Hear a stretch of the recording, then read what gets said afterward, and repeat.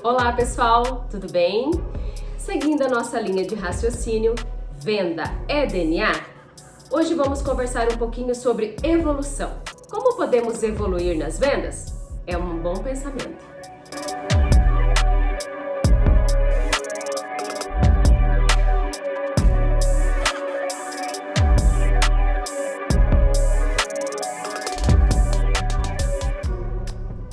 Então, falando em evolução, quando a gente fala em evolução, o que vem à nossa mente?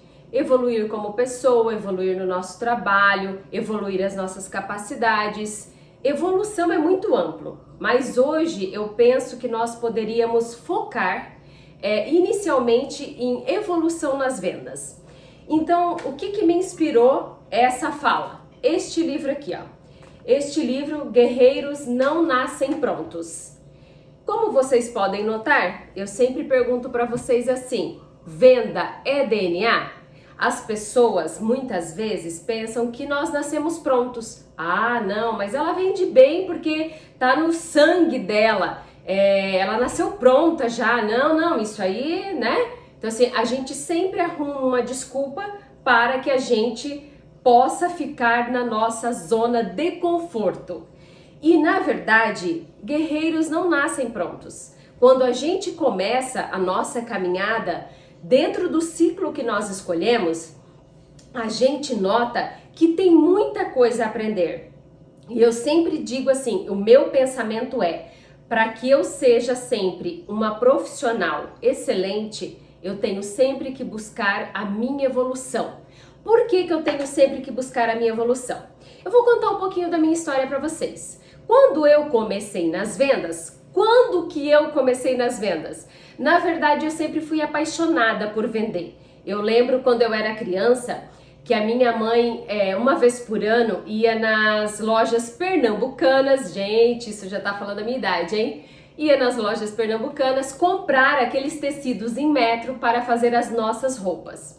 Muito bem, a gente chegava naquela loja, antigamente aonde eu morava, não tinha pernambucanas, então a gente ia numa cidade vizinha que era uma cidade maior e que tinha uma loja dessa. Muito bem, essa loja era gigante, eu lembro assim, eu tenho na minha mente, talvez não era tão grande quanto eu penso que era, mas eu como criança via aquilo de uma forma estrondosa. E aí vinham as vendedoras e os vendedores atender a minha mãe, explicar desse tecido, explicar daquele. A minha mãe, o que eu posso levar para fazer uma saia, o que eu posso levar para fazer um vestido, o que tem isso para essa daqui que é menor, para essa que é maior. Então assim, e eu ficava encantada quando eu via aquela explicação. A forma de abordagem, o jeito que era colocada as coisas, aí a gente escolhia, a pessoa ia lá, cortava, eu achava aquilo fantástico, eu sempre achei fantástico o mundo das vendas. Então, a primeira oportunidade que eu tive de vender, a primeira venda minha efetiva, tipo assim, eu vou vender alguma coisa, foi quando eu vim morar aqui em Santa Catarina e a minha vizinha vendia Avon. E eu fiquei apaixonada por aquilo. Nossa, eu também posso vender? Ela disse, não, também pode vender, eu coloco o teu nome e tal. Ali foi eu quero. Aí já peguei os catálogos e eu trabalhava numa fábrica que eram de costureiras, era uma malharia. E eu era manual das costureiras. E eu levava o meu livrinho do Avon e vendia as coisas. Quando chegava as caixas que eu separava, tudo, nomezinho de cada um, o pacotinho, o valor, eu amava aquilo. Gente, era uma coisa assim espetacular. Tirando essa questão, então, primeiro ali que eu trabalhava numa confecção e depois eu vim vendendo Avon e depois o primeiro contato meu com o mundo das vendas, não, agora eu trabalho numa empresa que vende, foi uma empresa, uma loja que vendiam roupas femininas principalmente. E na época deu um boom de calça pantalona. Nossa, eu amava aquilo. Eu adorava aquelas roupas tudo de tecido. Aquilo pra mim era o máximo. Além de amar atender as pessoas, ou eu amava atender as pessoas, mas eu não tinha muito conhecimento. E agora? O que eu vou falar, né? Eu fui jogada lá, tipo, eu queria trabalhar de vendedora e a pessoa me contratou porque achou que eu tinha o perfil para isso, mas eu não tinha conhecimento de nada. O que eu fazia já que eu não tinha conhecimento? Aí eu ia lá, tinha o toque no tecido, porque pensa que na época não tinha internet, não tinha computador, não tinha nada disso. Era tudo no bloquinho de anotação, era tudo na nota fiscal manual. Então assim, a gente não tinha esse grande, amplo forma de consultar que é o Google hoje, que a gente pode buscar qualquer coisa, Google, YouTube, a gente consegue hoje uma imensidão de lugares onde a gente pode buscar informação. E na época a gente não tinha. Então o que eu fazia? Eu pegava no tecido e sentia, esse é mais molinho, esse é mais estruturado, esse... pronto. Então a cliente chegava, eu já conseguia falar para ela, ó, esse aqui fica mais soltinho, esse aqui fica mais, digamos que engomadinho no corpo e tal. Beleza, conseguia vender bem. Aí um dia eu pensei assim, cara, eu vou provar, né? Vou ver como é que é esse negócio aqui de provar essas roupas, vamos lá. Aí eu não tinha movimento nenhum, porque geralmente a gente atendia os ônibus que chegavam com os compradores, né?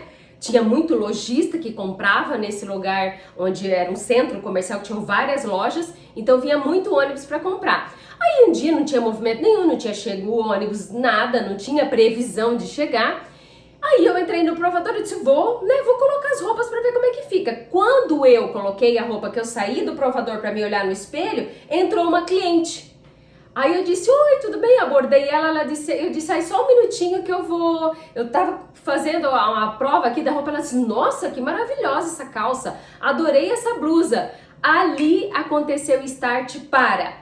Mostre para a cliente como fica, porque muitas vezes a cliente chegava na loja, ela não queria provar a roupa, mas ela gostaria de ver como ficava. E naquela época não tinha celular pra gente tirar foto, né? Então hoje é com muito mais facilidade.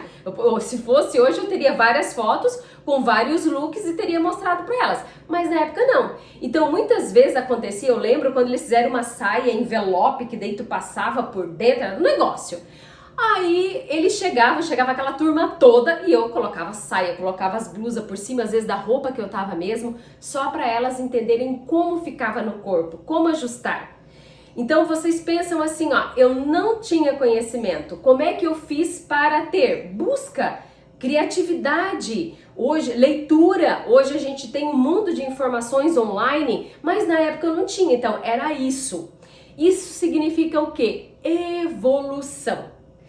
Como que nós podemos buscar a nossa evolução? Hoje, estamos aqui dentro das nossas farmácias, atendendo os nossos clientes. Como eu posso buscar informação para melhorar o meu atendimento? Será que realmente eu estou evoluindo ou estou na minha zona de conforto? Em conversas com os meus clientes, os proprietários das farmácias que eu atendo, na troca de ideias vem sempre o questionamento assim: como eu faço para evoluir a minha equipe? Como eu faço para evoluir? Como eu faço para chegar nesse objetivo?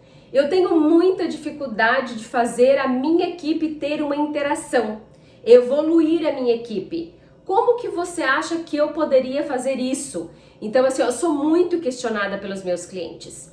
E esses questionamentos abrem a minha mente para que eu faça uma gravação de um vídeo como esse que eu estou fazendo aqui para vocês, para dar dicas. O que a gente pode fazer para evoluir? Não é eu que vou falar para vocês o que vocês têm que fazer. E sim, a pergunta é, o que você pode fazer para você ser melhor? Muito bem, hoje eu estou aqui. Fui contratada por essa farmácia para fazer o atendimento da linha de skincare.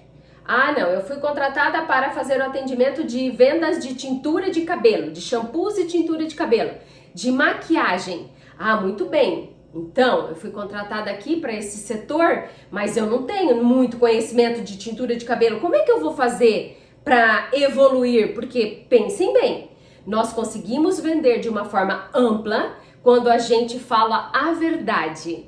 Mentir nunca vai passar confiança para o cliente. Você pode achar que você está mentindo muito bem, mas não vai resolver. A tua energia chega no cliente de forma mentirosa, porque ela não é verdadeira. Ele não sabe por que ele está sentindo aquilo. mas hoje eu não vou levar não, tipo, vou pensar mais um pouco, vou dar uma olhada. Então assim, quando o cliente fala isso para nós temos que ter clareza de que não passamos a informação correta e a confiança para o cliente. Esse é o grande valor de nós vendedores. Nós temos que ter isso em mente. Ah, então tá, eu não sei falar direito sobre como que essa tinta vai agir no cabelo da cliente. Ah, como eu vou realmente ajudar a cliente a escolher uma base para a face dela, para ficar perfeito. Ah, qual é a fixação desse perfume aqui para esse aqui? Então vocês pensam assim, ó, perguntem a vocês, quando vocês estão fazendo uma venda, que o cliente só levou aquilo que ele veio buscar, ou ele te fez uma pergunta e não levou o produto, vocês podem ter certeza absoluta que ali tem algo errado. E aonde tem algo errado? Em nós, no nosso conhecimento. Qual valor a gente passou para o cliente? É esse questionamento que a gente tem que fazer todos os dias. E se eu consigo me questionar, se eu busco uma informação para ser muito melhor nesse quesito, eu vou evoluir. É essa a ideia. Então, assim, não é eu que vou dizer assim, não, você tem que fazer isso aqui, você tem que ler isso aqui, você tem que pesquisar isso aqui. Que tem que, né? Não tem que nada. Quem tem que responder o que eu preciso verdadeiramente para ampliar o meu conhecimento é a minha consciência, é a minha verdade, o que eu posso fazer para melhorar aqui. Uma cliente veio e me pediu a tinta, não levou.